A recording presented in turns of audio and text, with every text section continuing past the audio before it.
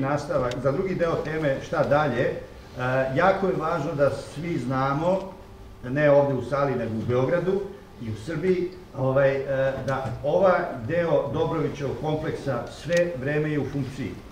Zato što ima svoj ulaz iz Birčaninove ulice. Ja ne znam gde sedi ministar odbrane, da li ovde ili u nekoj drugoj zgradi, ali znam da je sedeo posle 2000. godinama u ovoj zgradi. Toliko na temu srušenosti Dobrovićevog generalštaba. Kula zapravo arhitektonski nije narušena. Ovaj kadar vam ilustruje nešto suprotno od onoga što smo vidjeli na prizadu, nema nikakvog suženja fuga, one idu paralelno, ako sina zida ide svojim putem. Vidi se ovde da su fuge bele, to je bila Dobrovićeva izvorna želja da budu od belog cementa, pa je onda to negde probao, negde napustio, tako da tamo na zgradi još uvek može da se vidi na raznim delovima i jedno i drugo rešenje. Snimak, da kažem, zdravog, čitavog stanja sa krova kule iz ove osnovne ravni. Ovo je jako dobar način da se sagleda veličina, fizička veličina kompleksa. To zakošenje komunikacije slikano od ozdo na gore. Trakt koji danas ne postoji, odnosno skoro uopšte postoji, ima jedan patrljak. Ovde se vidi desno dole ulazni paviljon zgrade A koji nije pogođen, nije gađen u stvari, i desno je ulica Kneza Miloša. Obratite pažnju na ove motive, da kažem, nadprozornika na prozorima sa kamenom trakom između. Ovo je taj, s desne strane, taj trakt koji je zapravo prvi pogođen. Generalštab je gađan dva puta, to je sad posebna tema, gađan je dva puta u noći između 29. i 30. aprila 1999. godine krstarećim raketama, koje po definiciji ne mogu da nose više od 450 kg eksploziva, a drugi put je gađan bombama. I oštećenja od prvog gađanja su mnogo, mislim ne mnogo manja, ali bitno manja nego oštećenja od drugog gađanja. Zašto ovo govorim? Zato što naša javnost, političari i, da kažem, kulturni radnici se skoro nijednom nisu javno pitali, odnosno nisu tražili da mi pitamo kao zemlja i građani onoga ko je to radio, zašto su gađane kuće za koje svako znao da su prazne, da nemaju nikakvu funkciju. A kada su prvi put oštećene u prvom gađanju, tek nije jasno zašto su gađane drugi put. Ja ću vam dati ponudu odgovora. Gađane su kao simbol.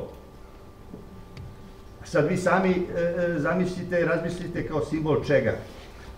Pa onda na kraju zaključite da li ih treba obnavljati ili ih ne treba obnavljati. Suzdržat ću se od predloga odgovora. Ovo je, znači, zgrada A, dvorišna strana, s leve strane takozvana kasarna 7. puka, ona zasečena na uglu gde tramvaj skreće, tako kažem, za one koji nisu iz struke, arhitekte Dragutina Đorđevića. Ovde jedan prisutni stari beogradski arhitekta Živojin Karapešić mi je dao jedan veliki impuls kad sam se teo na krov, pa posle toga sam mu rekao: Bato, pobogu, za koga su rađeni svi oni prelepi detalji po krovu koje ljudi ne vide sa ulice, tako dalje. Karapešić je rekao: pa za one koji izađu, arhitekte koji izađu na krov. Šta hoću da kažem? Ova arhitektura je prepuna finoće. Finoće koja je vrlo nekarakteristična ili nije baš mnogo karakteristična, izvinjam se, korigujem se, za Beograd. Pogotovo za Beograd iz nekih perioda. Ovo je, da kažem, erker konzola prema Baumgartenovom starom generalštabu na temu Sutjeske i priča o Sutjesci. Ne znam šta je sad ovo što gleda na stari generalštab, ako je ono tamo kanjon, bočna strana ulaznog paviljona, tamo kula Vlade Srbije na uglu, jedan motiv tipičan za modernu i tipičan za Dobrovića, testerasta, odnosno talasasta, pardon, linija na krovnom rizalitu i ovde vidite nešto što inače nije previše prisutno, ali jeste prisutno, a to je veštački kamen pravljen od ovog kamena iz Kosjerića, ovaj crveni, koji se koristi na delovima zgrade koji su, kako kaže, manje važni, ali nisu nebitni. Nešto opet iz onog, ajde da kažemo, protobaroknog manira ili metabaroknog manira, te kose, neke nastrešnice, ne znam baš ovde kome bi čemu služila, ali je Dobrović imao potrebu da zanese na tu stranu svoje oblike. Trbuh na zgradi A, na nivou, mislim, drugog i trećeg sprata, za Generalštab je karakteristično nešto da ne možete ni na jednoj ni na drugoj zgradi da vidite etaže koje su međusobno potpuno iste i trake fasadne koje su potpuno iste od prizemlja do krova. Naravno da to nije pravljeno da bi bilo neobično. U postmodernoj arhitekturi postoji pojam oneobičajavanju, jer je postala moderna malo dosadna sa svojim sanducima. Ovo nije oneobičajavanje, ovo je naprosto poriv arhitekte da to tako napravi. Za one koji osporavaju ovu arhitekturu treba reći, ovo jeste možda okastali hronološki gledano iskaz, ali je vanserijski kvalitetan izraz evropskog ekspresionizma u arhitekturi. Pa kada čovek pogleda šta je ekspresionizam u evropskoj arhitekturi, onda ima pravo da osporava, eventualno da osporava Dobrovićev zakon. I sad imamo nekoliko fotografija koje su, kako kažem, podsjećanje kako je to bilo i kako bi valjda trebalo da bude.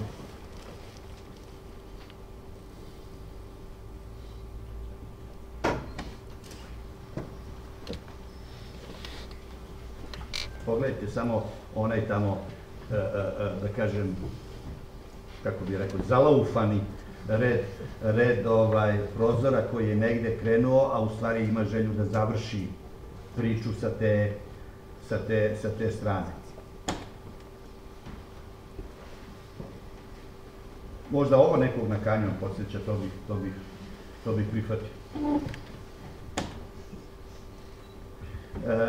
Ulazni paviljoni su, da kažem, arhitektura za sebe i vidjet ćemo da danas u razmatranjima i razmišljanjima šta i kako, pošto sam ja, dao Bog, obavio neformalne razgovore sa mnogim ljudima, prvo što onima koji se zalažu da to sve se počisti, razruši i tako dalje, prvo što im pada na pamet, a to je da nikako ne vraćaju ulazne paviljone, jer oni tu zauzimaju kao neki veliki prostor, ne znaš čemu služe.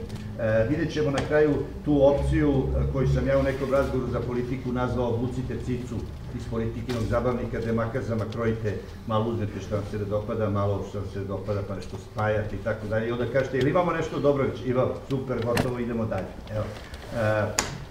Oni koji su komentarisali šta i kako raditi sa ovim zgradama,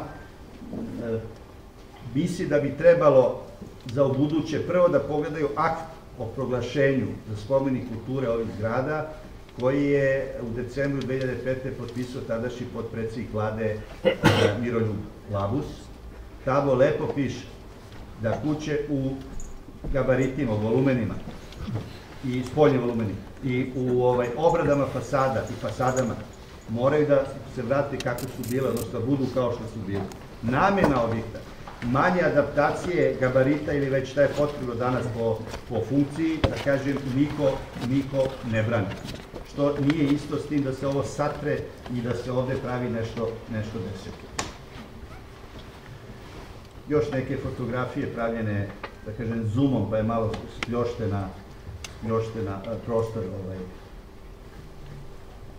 spljošten, ali ovaj kamen je karakterističan korel iz Kosjerića po tome što ima takozvanu gubi pigment i on je danas mnogo bleđi i ispošćeniji nego što je bio nekada, a primetit ćete i na fotografijama da mu variraju nijanse iz prostog razloga kako je sunce, u koje doba dana i koliko je zagrejan vazduh, to fotografi znaju, pa onda kakve nijanse daje. Naravno, ove besprekorne prozorske trake, taj deo, ovaj spoj ovde ulaznog paviljona zgrade B i osnovnog paviljona zgrade B je presečen, naravno, tu je bombardovan. Da. Ovo je Brašovanova komanda vazduhoplovstva u Zemunu. Ja sam imao priliku da sa predstavnicima vojske to obilazim i fotografišem, bavim se Generalštabom, pa sam otišao zajedno i tamo s njima. Neću da vas gnjavim i davim detaljima, samo bih molio da primetite ovaj radijator ovde koji bandoglavo visi na ventilu. Ko ne veruje, postoji sledeći kadar.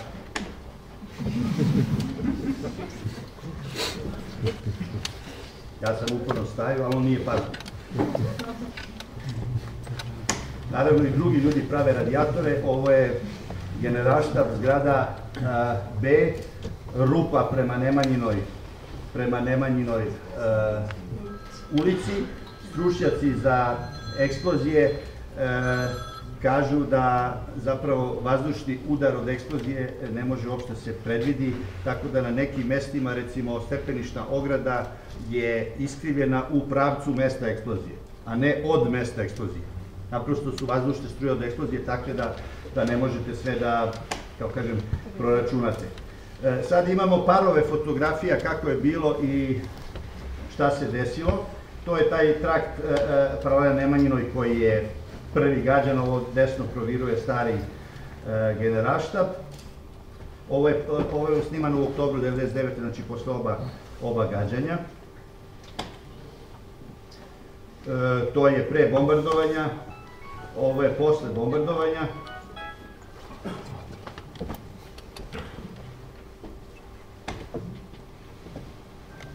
Pogled sa kule koje smo, mislim, već videli.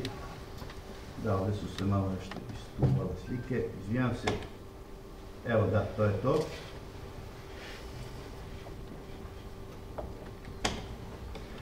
Ovde vidite dole da je potpuno prekinut gabarit ulaznog paviljona zgrade B. Najviše su gađali prvi put na zgradi B, ovoj većoj, drugi put na zgradi A, ove konzolne ispuste nad Nemanjinom. S ove strane je bio kabinet državnog sekretara, odnosno ministra odbrane.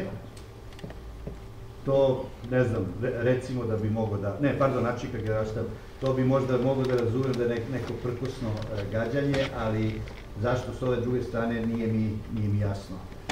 Evo ga, znači pre i posle.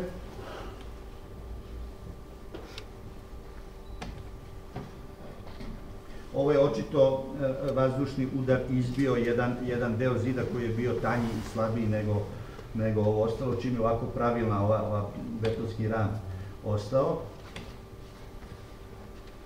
Za divno čudo, ovaj trbuh na drugom i trećem spratu zgrade A je u krupnijem smislu